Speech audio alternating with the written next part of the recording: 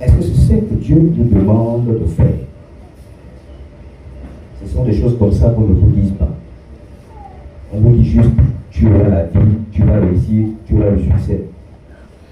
Mais amener les gens à manifester Jésus en soi, c'est difficile.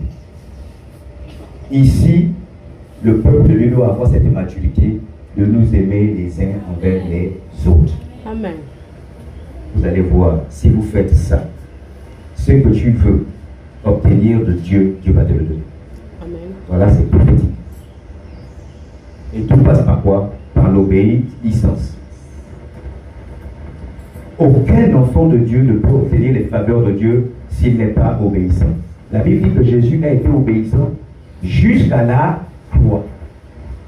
Qui d'entre nous est capable d'être obéissant jusqu'à la souffrance? Les gens ne veulent plus souffrir. Les gens veulent juste vivre une belle vie. Mais tu as choisi. Nous avons choisi de suivre Jésus, c'est par quoi? Par amour. Et cet amour doit être manifeste dans tous les sens.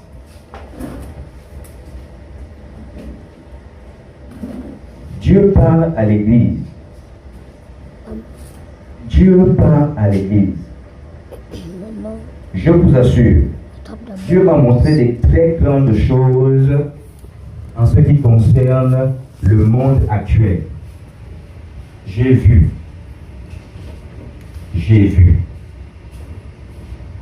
Si vous n'êtes pas prudent, si vous vous laissez séduire par le monde, j'ai peur que vous ratez le ciel.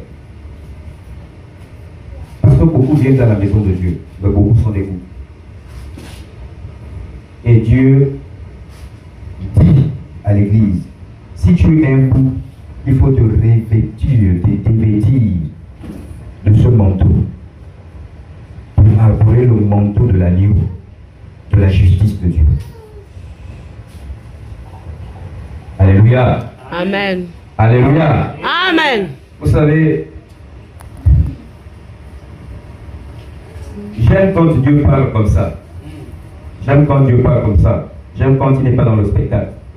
Excusez-moi, je ne ferai jamais de spectacle ici.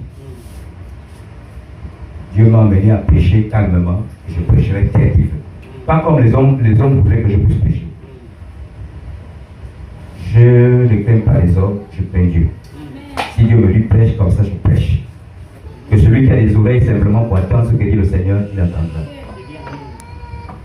Et je dis encore, je parle prophétiquement. Parce que ce que je dis, parce que c'est ce que Dieu me montre, parce que Dieu m'a donné la capacité de voir et de lire dans les cœurs. Dieu m'a donné cette capacité. Maintenant, si quelqu'un d'autre, je lui mets au défi, puisque la Bible dit étouffer les esprits. Alléluia. Amen. L'homme de Dieu vous a dit, mon fils va prêcher et je lui donne la latitude de prophétiser. Et je suis en train de prophétiser. Peut-être que vous ne comprenez pas. Je suis en train de prophétiser. Le message est prophétique. Amen. Pourquoi vous cherchez toujours à voir les choses qui ne vont rien vous apporter? Aujourd'hui, maman, on t'a dit, Dieu me montre que tu auras ceci, cela. Moi encore demain, je vais encore dire la même chose sur toi. Ça, c'est pas Dieu. On a déjà dit des paroles de connaissance sur toi. Moi, je vais encore venir te dire des paroles de connaissance sur toi pour quelle base? Est-ce que Dieu m'a demandé de le faire ou parce que je peux te faire plaisir? Dieu parle pour édifier l'Église. La prophétie, c'est pour édifier l'Église. Édifier. Amen. Et c'est ce que j'ai reçu. Je vois, mais je ne viendrai jamais vous le dire. Parce que ça ne va pas vous grandir. Ça ne va pas vous amener, ça ne va pas amener l'Église à avoir l'esprit d'amour que Dieu attend de l'Église. Parce que les hommes sont devenus hypocrites. Même les enfants de Dieu. C'est la vérité. Même quand on se salue dans la maison de Dieu, Dieu me dit, regarde comment il y a l'hypocrisie. Il y a le manque d'amour. L'amour n'est pas sincère. Et c'est une vérité. Je regarde l'enfant de l'autre. Alors l'enfant, je peux qu'il est pas. Au fond du cœur, tu parles comme ça. Ça, c'est l'amour, c'est ça que tu as reçu. Et c'est pourquoi le Seigneur nous dit, l'amour sur lequel nous devons tous nous tourner.